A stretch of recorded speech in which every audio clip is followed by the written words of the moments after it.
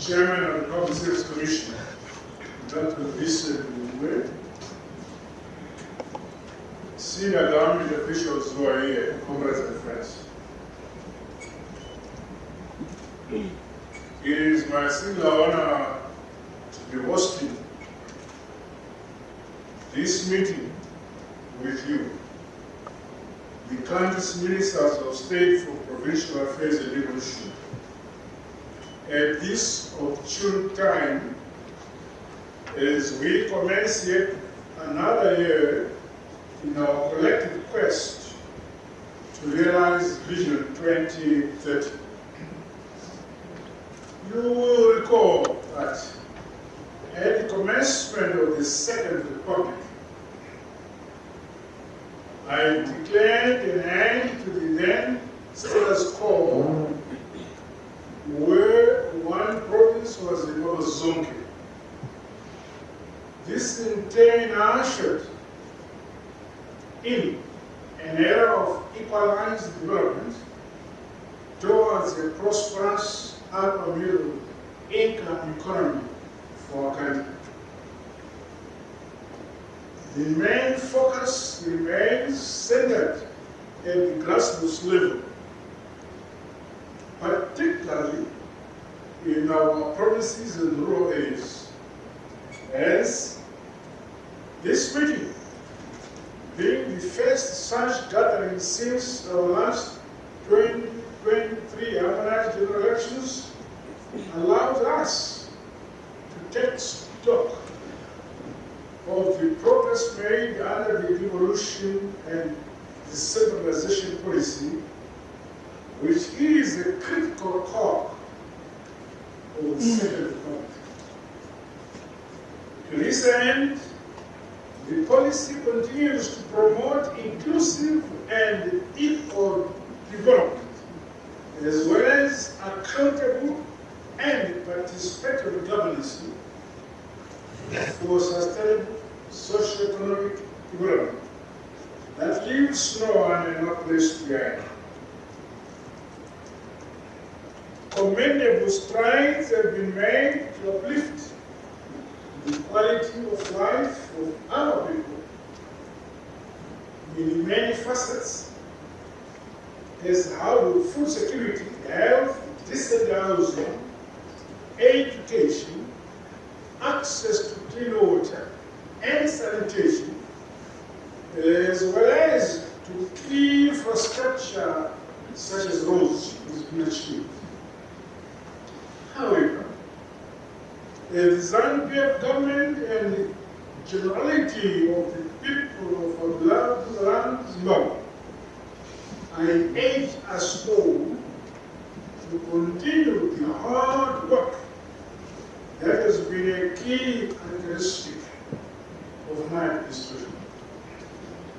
In this regard, one of the primary tasks of the governmental leadership, including you, our ministers of state for provincial affairs and devolution, is to focus on improving the people's living standards and achieving shared prosperity. We must be unrelenting in attending to all challenges and also take the requisite risks as we overcome the obstacles by implementing solutions that benefit our people. Hesitation, the dragging of feet and the fence-sitting are not acceptable dispositions under my watch. And increase momentum to achieve our national development aspirations requires leaders who are bold, focused, hard-working, and those prepared to make the requisite personal sacrifices for unprecedented results, individually and collectively. The decide to be counted as those possessing these traits. This is the spirit that Swas realized arrangements of freedom and peace to become masters of all destiny. No matter how far we go towards a brighter future, let us stay true to that original aspiration and never forget from whence we came. That is unfair for an election, always having a heart for the people. It is for this reason, therefore, that the policy of devolution and decentralization is a beacon to the transformation, development, and prosperity we all have a duty to achieve, as embodied in our national constitution. Comrades, devolution is also critically important for national unity, social cohesion, and safeguarding the indivisibility of Zimbabwe as a sovereign unitary state.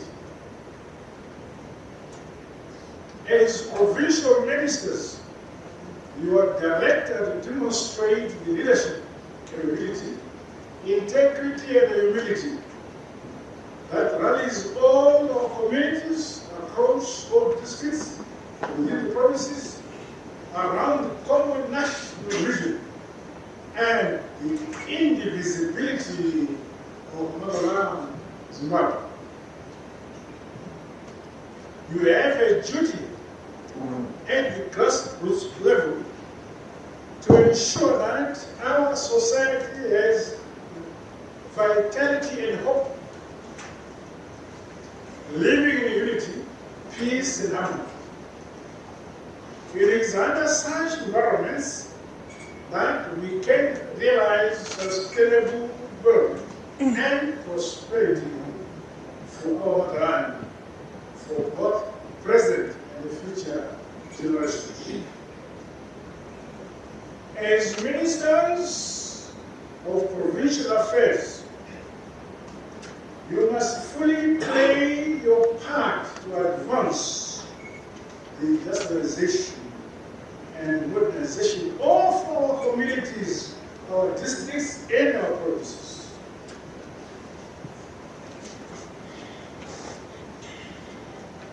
You should lead from the front in championing the implementation of people-centered development projects in a coherent manner, leaving no one unnoticed. You are assured of the support of central government in all your endeavors. Meanwhile, the culture of collective responsibility and enhanced coordination should be nurtured and strengthened across ministries, departments, and agencies, more so than the provincial level, for highly impactful results we demand. The positive work ethic and organizational agility, which are now more evident across provinces, must be sustained as we march forward Vision 2030. May I emphasize that for the government to have an effective national devolution agenda, ministries of state for provincial affairs and devolution must submit comprehensive and timely reports. These include both ad hoc as well as routine reports on the state of provinces, highlighting all aspects, including those on economic affairs. It is, however, unfortunate that Some provinces are failing to make these submissions, resulting in gaps in checks in the coordination of government programs and projects. This, I say, is unacceptable and is tantamount to neglection of duty. Similarly, the non-attendance to cabinet committee meetings by some ministers of state for provincial affairs and devolution in 2024 was glaring. As a result, cabinet committee submissions missed vital input from provinces. This anomaly must be adequately addressed. I expect the provinces to remain stronger, dynamic, and competitive economic hubs with marked growth across all sectors. This end, we are shifting paradigms, transforming ministries of provincial affairs and devolution from being merely administrative or ceremonial to champion economic development programs at the subnational level.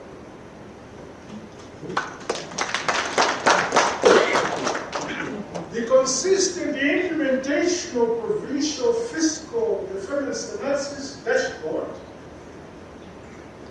and monitoring of the socio-economic performance of provinces must be prioritized in the coordination of the offices of ministers of state for provincial affairs.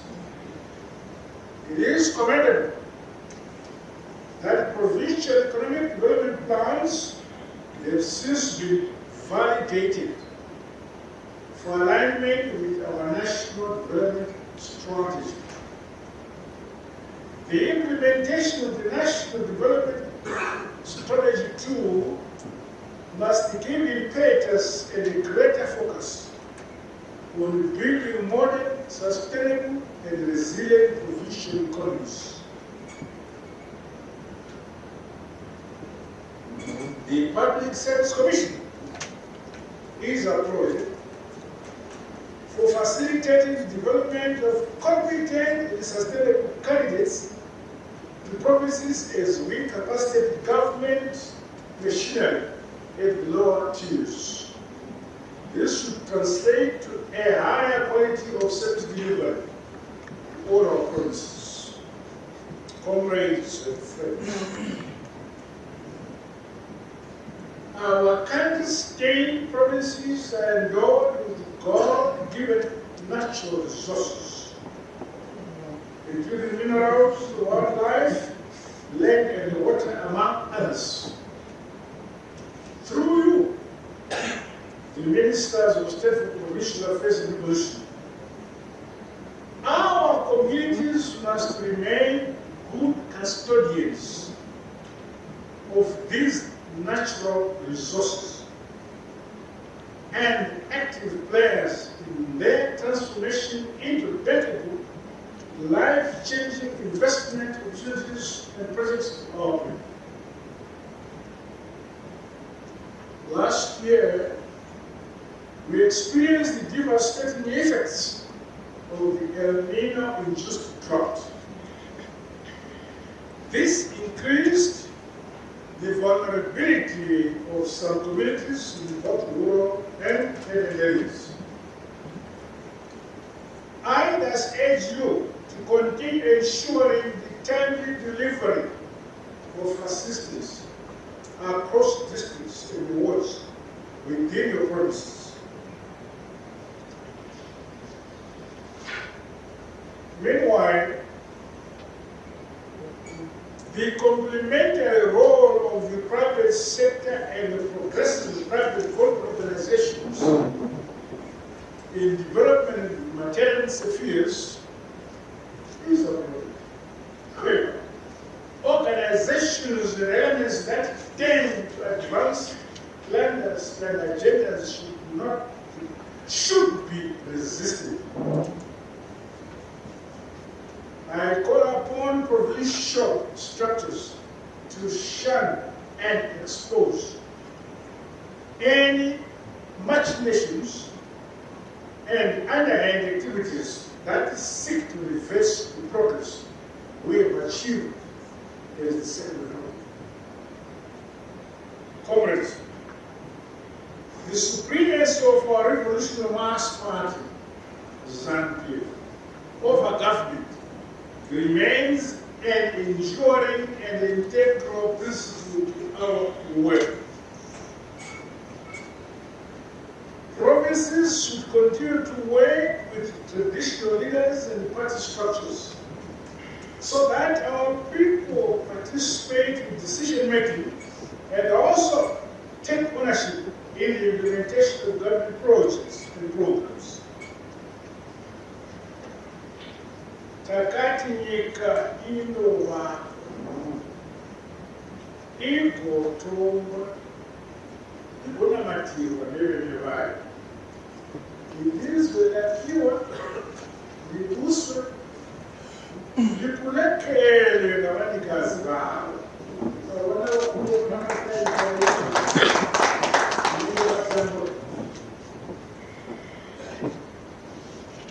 Joint meetings and seamless coordination with the party and development committees at appropriate levels should be improved. Programs and projects being undertaken within the provinces must be clearly articulated, including their overall impact on the livelihoods of our people. In conclusion, I urge ministries, departments, and agencies at provincial level, including councils, to remain duty-bound and committed to the realization and protection of our national interests and development aspirations. As we build resilience and adaptive capacity for sustained economic transformation, the business as usual approach and the narrow, tough wars should be decisively dismantled.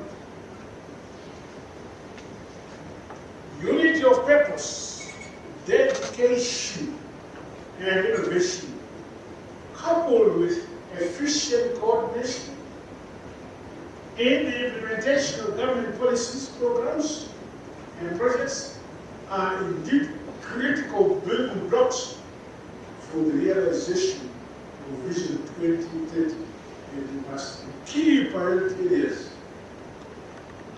Finally, as we go back to the provinces, we implement the various provincial development plans and the national development programs for the year.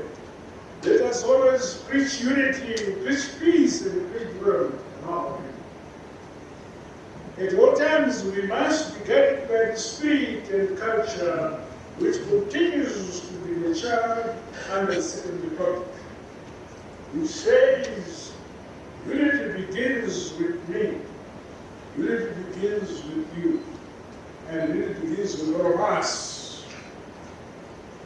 With these remarks, I wish you all impactful results in your respective provinces as you go back to your provinces. God bless you all. God bless you all.